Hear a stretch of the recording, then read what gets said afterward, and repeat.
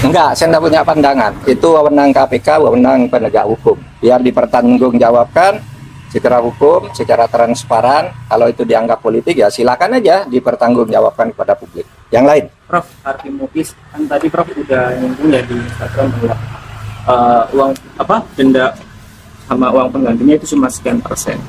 Dan pidana penjaranya juga sangat kecil ya gitu. Dari konstruksi hukum yang 300 triliun korupsi merugikan negara ya gitu. Iya, saya merasa itu menusuk rasa keadilan masyarakat ya. Ini baru pertama ada orang didakwa, bukan diduga, didakwa melakukan tindak pidana korupsi dan tindak pidana pencucian uang sebesar 300 triliun.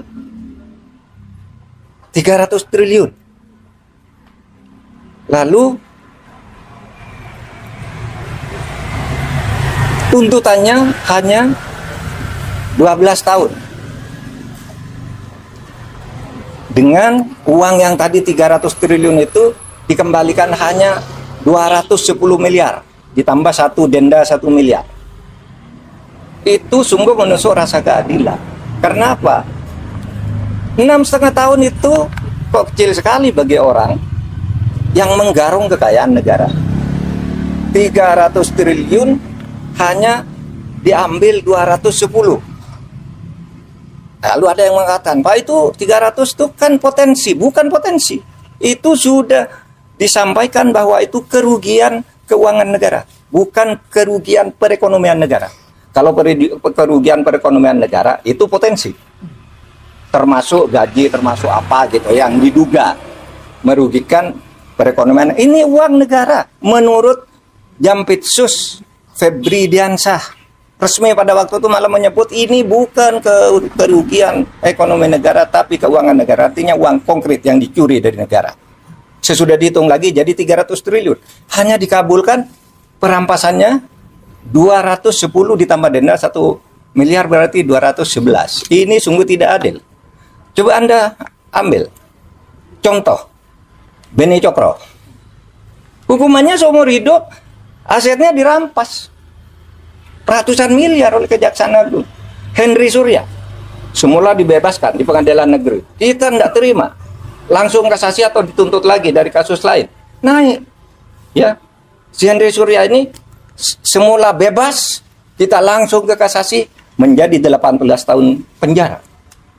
Hartanya juga diambil. Sudah disita oleh kepolisian lebih dulu. Atau Surya Darmadi itu divonis hitungan kerugian yang ekonomi nih bahkan hitungan ekonomi negara rugi 39 triliun, dituntut oleh jaksa 39 triliun dengan denda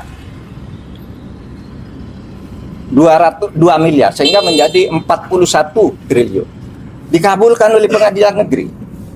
Tetapi naik banding tetap kena 2 triliun. Hanya uang kecil loh, kena 2 triliun. Ini 300 triliun kena hanya 250 miliar. 250 miliar dari 300 triliun itu berapa? 0,007%. 0,007%. Nggak sampai separuh. Nggak sampai setengah persen. Anda bayangkan itu. Nah, oleh sebab itu, menurut saya, Kejaksaan nampaknya kurang konsisten juga. Mengapa menyebut dakwaan 30, kok kemudian tuntutannya 250? Kan terlalu jauh, meskipun sudah dihitung ulang oleh pengadilan, terlalu jauh itu. Berarti kalau dari 350 jadi ini berarti seluruh dakwaannya itu agak hoax, gitu, agak tidak tepat. Nah, itu supaya diingat bahwa kita mengembalikan aset sekaligus memberikan hukuman yang setimpal. Apapun alasannya, itu hukum yang berlaku. Dan itu sudah didiskusikan lah soal denda damai, soal kembalian aset sudah didiskusikan semua dan sudah ada undang-undangnya di tempat kita. Apalagi di kasus itu masih ada cara untuk memulihkan rasa keadilan itu, Prof? Ada. Kalau Kejaksaan Agung mau konsisten, ada dong. Karena dulu pernah terjadi pada Henry Surya, terjadi pada Yan Darmadi, ketika hanya mau didenda kami usul ini pengadilan, karena kan 2 triliun dan penjara 16 tahun. Nah, kalau ini mau dilakukan, bisa naik banding lagi. Tapi tetap aneh bagi saya kalau dakwaannya 300%, bisa naik banding lagi. Kalau dibanding kasasi lagi, bisa PK lagi. Tapi sementara selama ini kan belum inkrah semuanya. Itu masih bisa dilakukan. Meskipun kasus ini kan agak aneh ya. Ada unsur politisnya kan. Ketika ditetapkan si Harvey itu sebagai tersangka, kan ada berita kantor Kejaksaan Agung dikepung, ya kan? Lalu Jaksa Agung memberi penjelasan diintervensi oleh Brimob atau apa gitu kan, Jaksa Agung ngomong di televisi ya. Lalu analisis di luar itu sebenarnya bukan penangkapan terhadap mafia nikel, tetapi apa? Itu upaya pergantian penguasa mafia, sehingga yang lama dihantam agar ganti gitu. Tapi hukumannya tidak sungguh-sungguh. Analisis itu pernah muncul. Saya baca itu dari pernyataan terbuka Pak Ansat Mbae, mantan kepala BNPT ya waktu dulu, zaman saya Menhan dulu dia kepala BNPT, tapi dia berbicara dalam konteks ini, Pak, ini kan hanya pergantian aja, sehingga kelihatannya tidak sungguh-sungguh atau takut. Nah ini tantangan tahun baru, ini tantangan. Anda mau bersikap apa terhadap ini? Apalagi?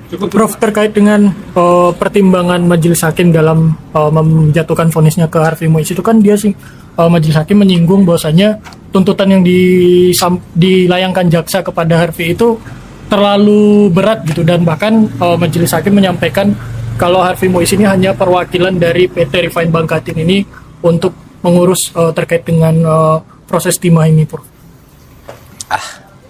Ya, pertimbangan bisa dicari-cari, apalagi pertimbangannya karena katanya sopan.